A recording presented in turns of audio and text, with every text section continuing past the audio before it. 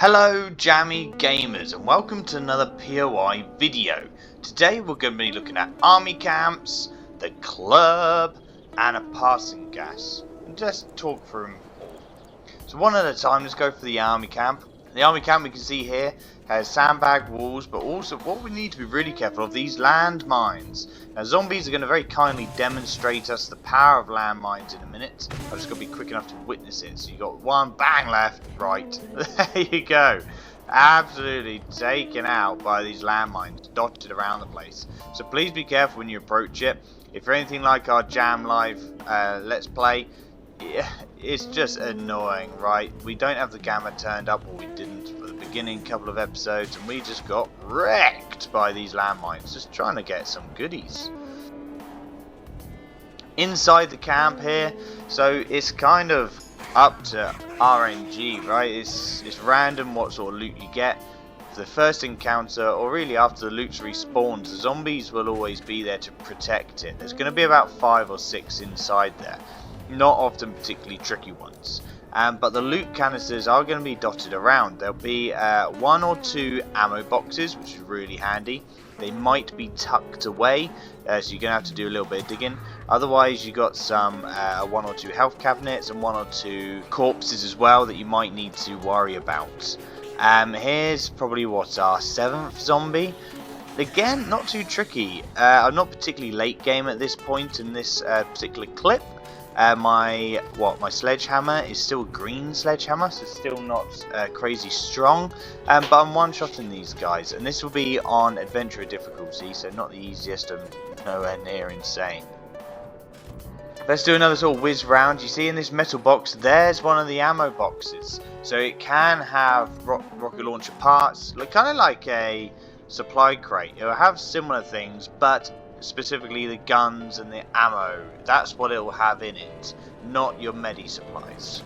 But whizzing around here, there's more corpses as well as all the bits that we've already looted, and just be careful, like myself, the usual inventory space dilemma.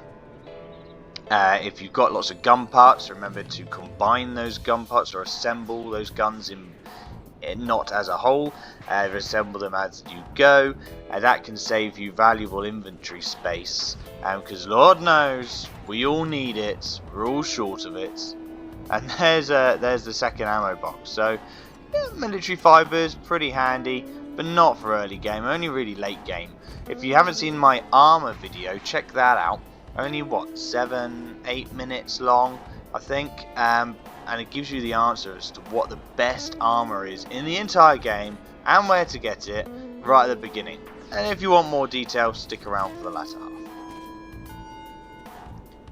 But let's flip on through to the theatre. So this is kind of like the theatre, the club, it's a big entertainment building. Nice and easy to break into, so that's not a worry. And there is a good amount of depth here and some nooks and crannies to loot.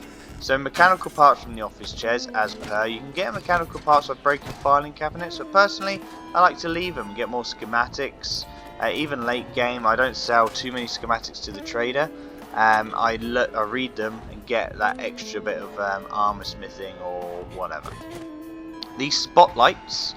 So spotlights can be broken down with the last hit with a wrench to be picked up. That's really good for lighting up the base. I wasn't overly impressed with all these electronic lights and sort of late game lights, if you like. Not until I turned my gamma up and I've tweaked it. So I've said before, I don't like tweaking the gamma. I like to play the game as vanilla as I can, but the gamma change for the video quality, things like that, it just makes it look incredible. It really does. But they're just demonstrating that another light that I found in a bathroom or a toilet or lavatory. It doesn't break down when you use it, the wrench on it. It's really very limited as to what you can break down with a wrench to pick it up as a whole item. 100% workbenches work that way. It's quite a good idea to take a workbench with you when you go on your looting expeditions, because you can start combining some of the loot that you find as well as assembling the guns. So that is a good idea. and you can break it whole, same as chem benches and things like that. You know, give it a go. I quite like this for all the leather, so I started around this point in my playthrough really prioritising trade with the traders, strangely enough. And leather I found really useful to making animal hide ponchos. I really found this place particularly helpful for that. What I do now as well is, instead of hoarding animal hide and just never going around to using it, convert it all to leather straight away. Everything you can build out of animal hide, bar the armor, you can build out of leather, and it's just better to then have a mass of one resource instead of two. And then you can craft your hide ponchos and whatever else. Leather used for mini bike parts, for iron armor itself, that sort of thing. As you keep going through this POI, you'll notice all the little nuances. So there's lots of cloth on the curtains. We've got this boss's office. I'm just a little bit disappointed there wasn't a mini boss in here, but you know, come the summer update or the summer release for console edition with Alpha 22, POIs have a huge overhaul. Just completely different. It's a completely different game. And I'd expect a boss or like a dog or something horrible to be in an office like that.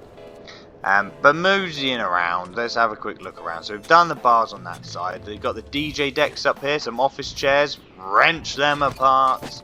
You can wrench TVs and these sorts of like techie blocks as well to get lots of electronic parts. But unless you're going to be building a hell of a lot of electronic lights, don't bother. And a working stiffs crate is always welcome. Working stiffs is probably one of my favourite of the shops. That and shotgun massages. So yeah, not too shabby. A little kitchenette, little thing there, pretty handy. Scrapping some junk to save inventory space. And you know, they're always welcome. Like bevies, we like a drink, we like a beer. Yeah, brilliant. Beer's actually pretty good on Horde Night. If you don't read them or you just discard them, keep them just down a Horde Night beer, chug it away, and that'll just, if you do get nipped, if you do get punched, and it'll prevent you from being stunned. That's really quite valuable. If you get stunned on a harder difficulty and suddenly you got 2 or 3 attacking you, that's game over. With beer, you alleviate that risk. So yeah, actually, I underrated beer. Give it a go. So just having a quick scout around the outside. That's really it for this theatre or this club. So we'll pop on to the next one. So passing gas. Now this particular passing gas, having a look at the good sign there. This is like your standard size passing gas. So I'll pop the chest down there so I can pop my goodies in. Deal with this zombie, smash that head. And we'll just have a quick look and see what we've got inside. There are smaller versions which are really just the very bare minimum. Sometimes they don't even have these gas pumps on the outside. It's just the front door and a little bit of an office space in the inside, with a toilet and maybe an office and a yard out the back. It's really unimpressive. But this one is a medium size, so you've got the workbench there. So early game, if you get a wrench and you find a medium to large size passing gas, you should be able to get your workbench from there. Really good little, not a little bit of know-how. It's not a glitch, it's not a hack, it's just how the game's built. You'll find these gas barrels as well, really handy later on when you're burning through gas with your auger and your chainsaw. So really handy to know where they are. The gas barrels, if you pick them up, won't respawn though, but everything inside the gas pumps or anything in these bits and bobs here and there is going to respawn.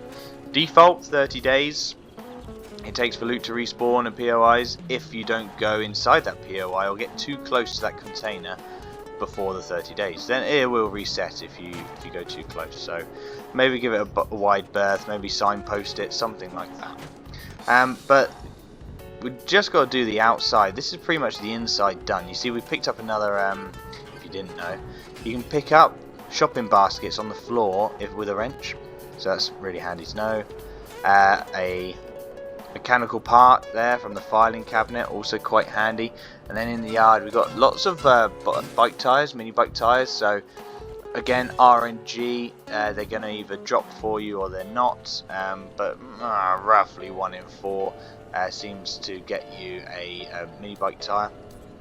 And the more you try, the more likely you are to find a higher level one. So that's really handy. You got a sleeping roll, which can be handy, another gas pump, another couple of gas barrels, really good to pick up. And yeah, really, if we sort of look to wrap that one up, it's good. Passing gas is a medium as good. Small, alright. You can find some gas there, some goodies, fine, whatever. Large ones, really good. There'll be a larger office, there'll be more toilets, so more chance to get human turgid fertilizer, but also toilet guns. In a larger one, there'll be a larger office, like I say, with a weapons crate. So look out. Passing gases are good. They are relatively high up in terms of gas and loot. Larger, the better. But that's it for this one, guys. So that's this JAM POI video done and dusted. If you can give us a like, and we would love it if you were to subscribe if you haven't already. And we're trying to at least hit 100 before the summer and the new 7 days release, and slowly clawing our way towards 1,000. But yeah, catch you on the flip side, and have a good